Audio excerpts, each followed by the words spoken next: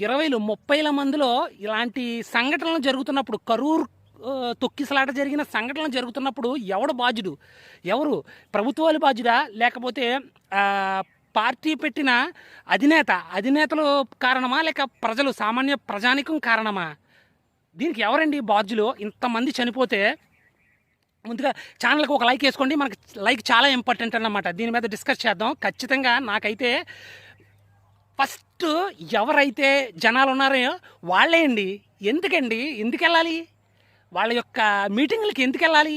Crowd ఎన్నో సంఘటనలు జరిగినాయి, ఎంతోమంది చనిపోయారు అంతకుముందు తొక్కిసలాటలో. అది గుర్తులేదా మీకు? పిల్లలు ఉన్నారని గుర్తులేదా? కుటుంబం ఉందని గుర్తులేదా మీకు? ఖచ్చితంగా ప్రతి ఒక్కరూ గుర్తుపెట్టుకోవాలి. ఎవడూ సెలబ్రిటీ కాదండి, మనమే సెలబ్రిటీ. ఎందుకు వెళ్ళాలి? సరే, ఓకే, వెళ్ళారు, ప్రికాషన్స్ తీసుకోవాలి, అర్థమైంది కదా.